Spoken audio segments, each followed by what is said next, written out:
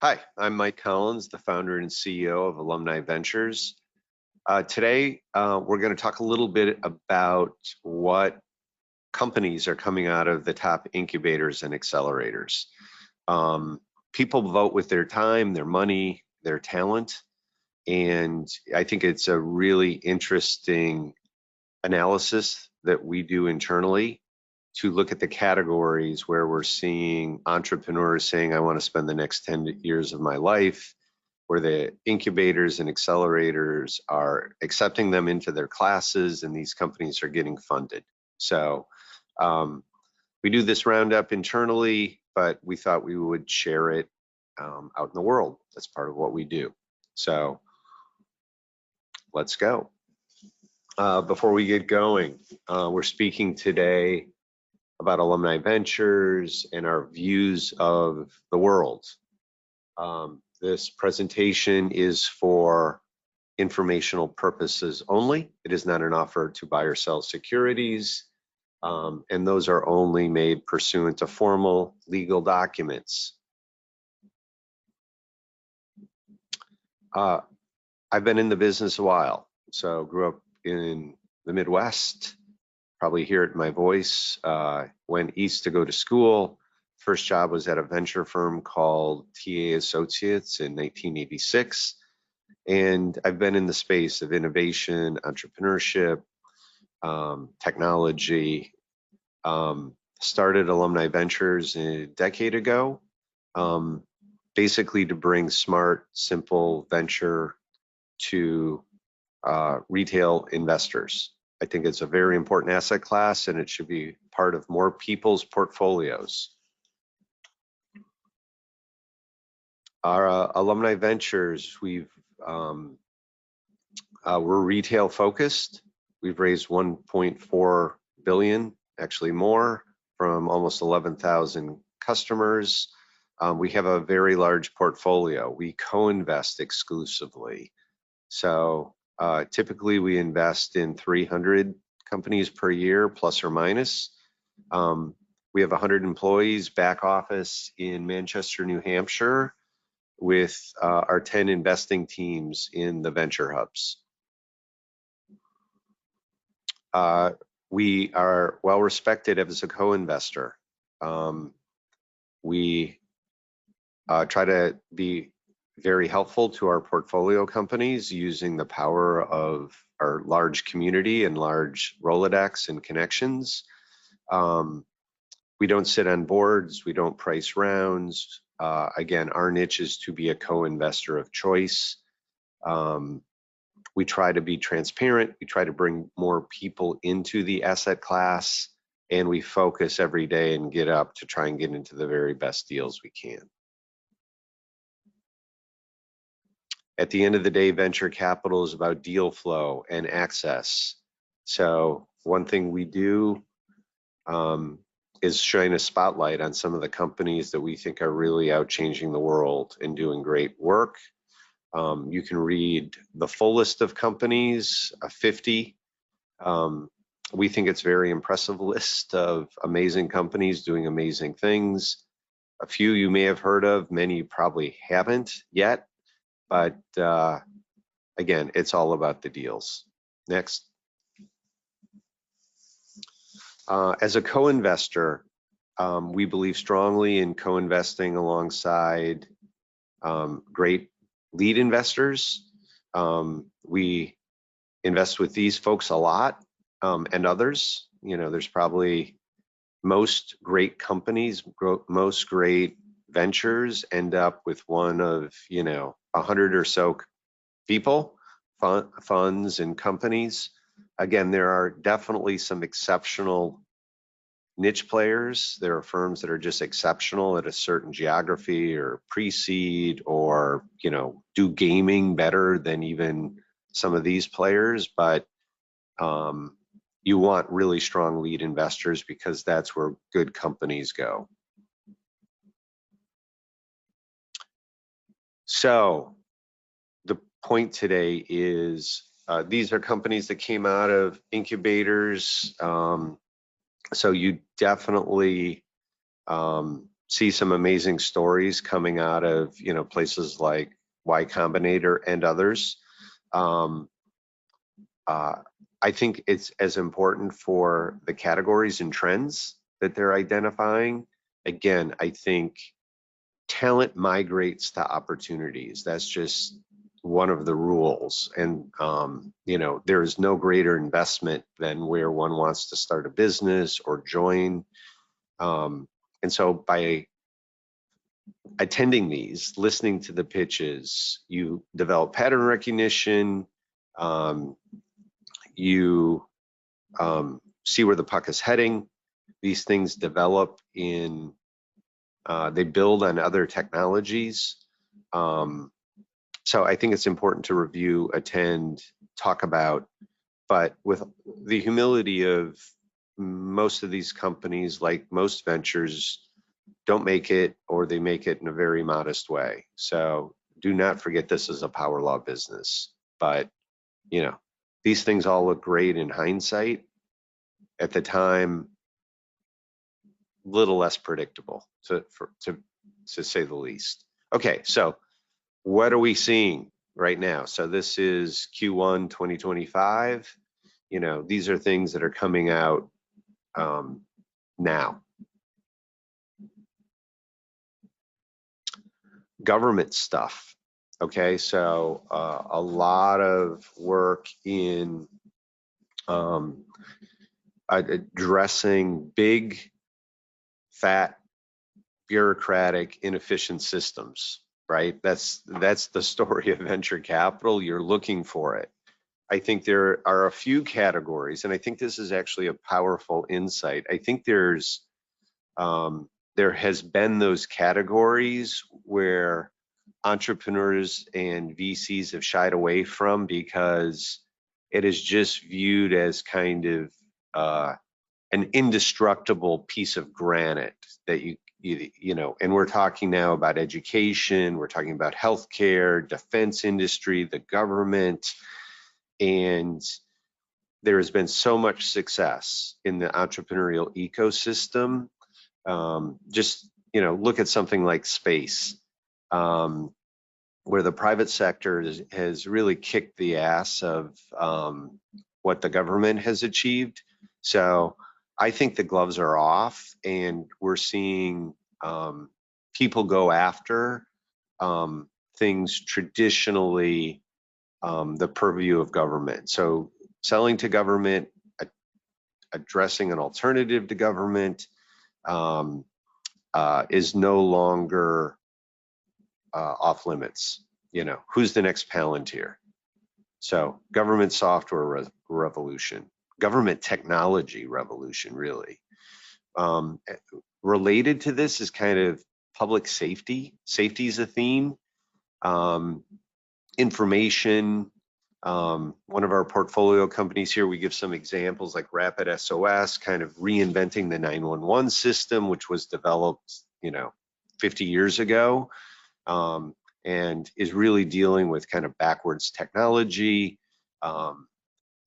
When everybody has a smartphone and their satellites and this, that, and AI systems.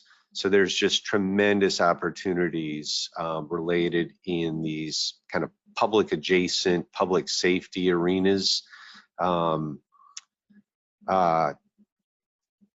Next. Onshoring, right? So strategic technologies, chips, cybersecurity, AI, energy.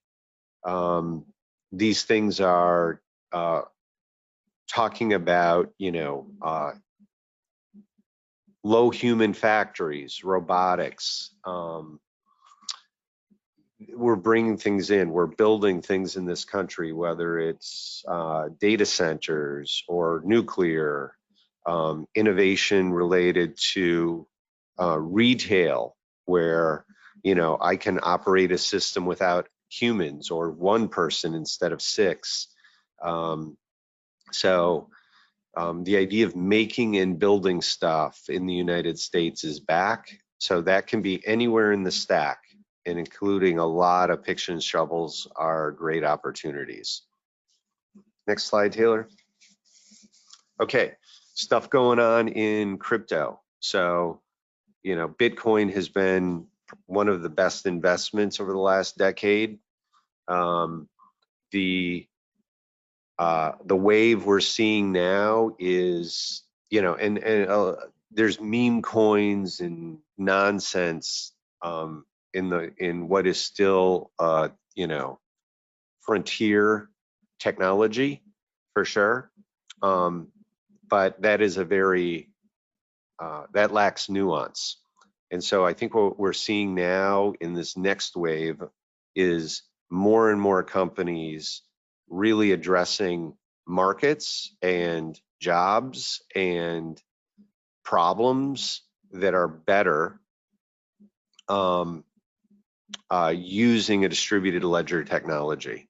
So, obvious examples that we've seen are betting markets, right? Prediction markets, which can be done in different ways, but distributed technology. We're seeing one of our portfolio companies, Blue Sky, taking on, X and others with a totally different distributed technology stack. Actually, Blue Sky was sourced by a couple of team members out of our blockchain group. So, we think that this is a real technology. It's a kind of a misdirect to look at kind of nonsense meme coins, but there's underneath the nonsense, there are real businesses that solve real problems. Payments and remittance, especially cross borders, for example, still very efficient, very expensive. The Visa, MasterCard complex is super expensive and just points to a lot of opportunities on things that should be cheaper, should be more frictionless, should be more safe, should be more distributed. We think there's huge opportunities here. Chips. Again, I already mentioned the building of data centers that are just going up fast, going up at an enormous scale.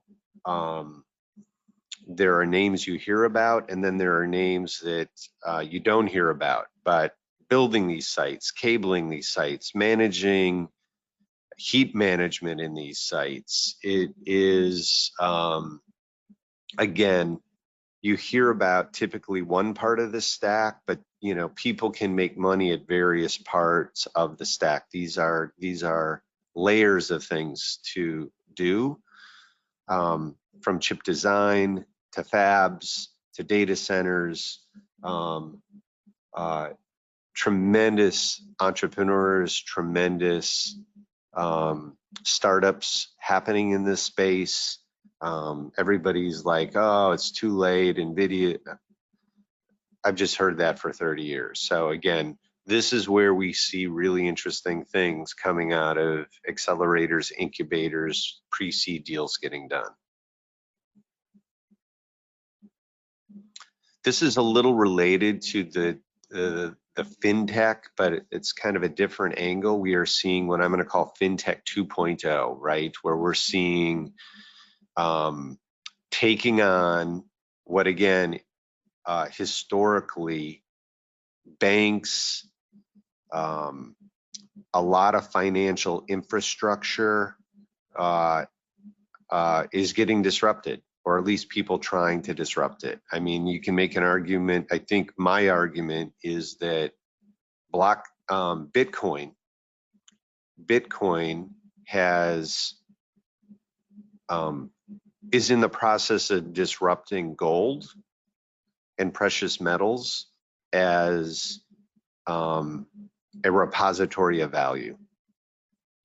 And if you run the numbers, which is another analysis we've done and I've shared, that disruption's not complete yet. but I think there are other big bureaucratic, inefficient parts of our financial system where there's huge disruption opportunities made possible by AI, made possible by blockchain, made possible by an environment where there are no sacred cows anymore. And so Fintech kind of sounds old-fashioned, but there are new opportunities that are anything but. And we're seeing a lot of them coming out of these places. Space, again, I think what we've seen in the last 5 years is the privatization and the venture entrepreneur ecosystem. We're still super, super early. Again, I've shared that this is the area where I encourage young people who have no clue, like pick a sector. This is a really interesting one. There are enormous opportunities. People, again, very superficially dismiss it as kind of, billionaires playing, tourism. There is practical money-making ventures that are being proposed and happening right now. And it's early, again, still a lot of work being done on kind of getting costs per ton in space, kilogram in space lower. But you look at the charts, it's dropping very quickly. It's a very exciting, and we're seeing really exciting startups in the space. And we were, I think on the last, I don't know, I saw a picture of the payload of one of the recent SpaceX flights, and just gratifying to see, we had something like 6 of our companies had something going up into space. So space economy, we're seeing really good stuff come out of the accelerators and incubators. AI, coding tools, engineering tools. Some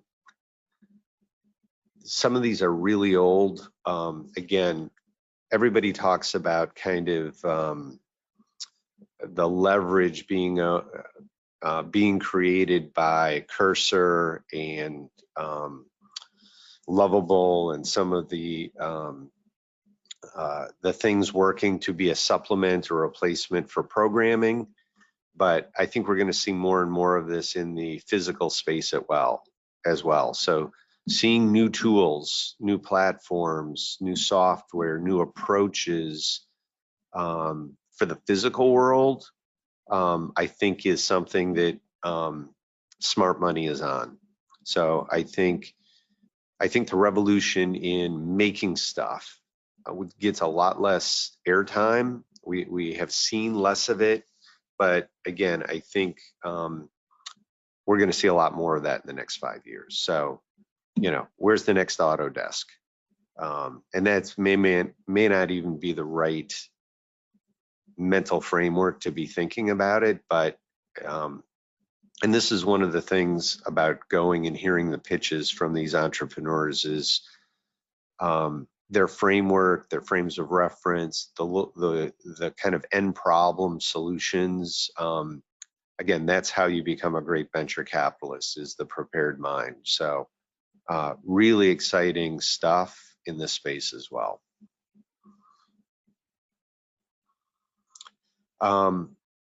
HR stuff, right? So a lot of high tech, a lot of high touch. So I think we're seeing a lot of tools. We're seeing a lot of startups exactly that are trying to be a job. So I'm going to create a business that is going to replace this particular job title that's in a lot of companies. Or we are trying to be something where one person can run these 3 assistants, and I need to hire one person, not 4. So again, I think we are just at the beginning of AI transforming the workplace. we're seeing it again, you know, where is the AI employee? Where is the AI department? Where is the AI company? I think there's innovation happening all along that. Again, people stuff, education, I think in the next decade going to be totally transformed. I think every student is going to have a personal AI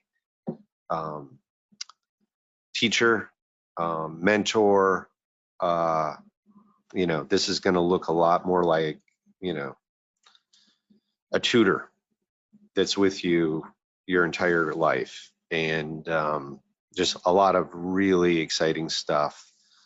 I've made the point too, is all this stuff on high tech, robotics, AI, humans are not going away. And so kind of human-centric stuff is a really investable space and some really exciting startups here. Here's a couple of our portfolio companies as well. So hopefully you got a few tips and tricks and shares out of that. Talent and money flow to the best opportunities. This is where we're seeing some of the most exciting startups, teams, capital at the very earliest stages flowing now. The key to this is invest broadly, invest in good teams, invest alongside really strong syndicates, and have the humility to know that you're looking for, you know, the 1 out of 20, 1 out of 100 that is an amazing breakthrough situation. So just to wrap up, Alumni Ventures, we're designed to be kind of to see a lot of stuff because we do so many deals. We've built our infrastructure to be a retail partner for people. We like to be your venture person. So check us out. I think if you're tuning into this, you know, you may be interested in some of our, you know, higher alpha opportunities, our seed fund, our deep tech fund, our strategic tech fund. You might be interested in participating in our syndications. So if you're interested, check us out, do your homework, book a call. We love talking to people. We learn something every day. We do have a few questions that that came in. I'll read them now.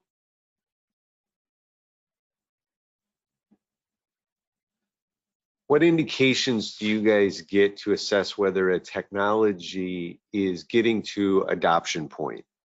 You know, how do you know if it's not too early or too late? So that's a tricky judgment call. And I think kind of the things that we're seeing is you tend to see these clusters, and a lot of times technology builds on a scaffolding of prior technologies. So this is the same thing in science and technology is, you know, these things kind of happen at the same time in different places with different teams because the scaffolding is there in order to take one step, not four, right? So one, you're going to see a few people in the space. I think you get very afraid when you see 50 startups doing the same thing. I think you get very scared where there's nobody else. I think at the end of the day, you're focused on the problem and the market. And a lot of good entrepreneurs can get are really able to sell and articulate like what exists sucks. And here's what is 10x better with some data, right? That will tell you that if they're able to get early traction, And that's really what you're looking at kind of the pre-seed round is, can they get a customer? That's really says the time is now, right? So again, like a lot of things in venture capital, it's a lot of pattern recognition, it's a lot of history, and one develops a sense of asking the right question, looking for the right team, and timing it. And if you're gonna lean, you want to lean early. It's a lot better to be early and stick it out than be late. There it happens, but it's very hard, and you better have a unicorn founder and a totally different approach. So what about the macroeconomic trends? Listen, I think we are in a really good space. I think there was a bit of a bubble, in kind of the COVID era that's been repriced. I think dumb money has been flushed out. I think teams are focused on being efficient, being profitable, raising money is harder. So I think it's more of a buyer's market. I think capitalism has won. And as I mentioned, even in one of the slides of taking on some of these, you can't take on the medical establishment and win. I think there is increasing confidence that entrepreneurs and capital are the way to go to solve problems. And we're not naive to think that they're not unintended consequences or bad characters in the mix, but we're in a world of technology and innovation, and that drives quality of life, health outcomes, longevity. National security is really going to fall to the countries with the best technology. You see, this is warfare now is about AI and drones, not exclusively about aircraft carriers. Here's one about like blockchain investing. Do you guys receive tokens as part of your investments? A lot of times in that space we receive it. Again, every deal is different. A lot of times you're receiving equity in a company, and because you're an investor in the company, you'll also be given as part of the deal coins. So we're investors in a company called Miston Labs. They've got a SUI token, SUI, I think. So yeah, we own equity in Miston Labs. We got a bunch of SUI tokens. Those are tradable. And so yeah, it provides a couple of vectors for liquidity for our investors. How does it work to invest in venture capital funds? So again, we encourage people to hop on a phone call. It's pretty straightforward. You pick a fund, you sign some paperwork, you prove accreditation, you write a check, and then we invest it on people's behalf in, depends on the fund, say 20 to 30 companies. And when there's an exit, we send money back. We send in the form of yellow envelopes. So we're well known as kind of the yellow envelope company. So yeah, that's how it works. So thanks for everybody's time today. Again, there are more questions out there. Book a call.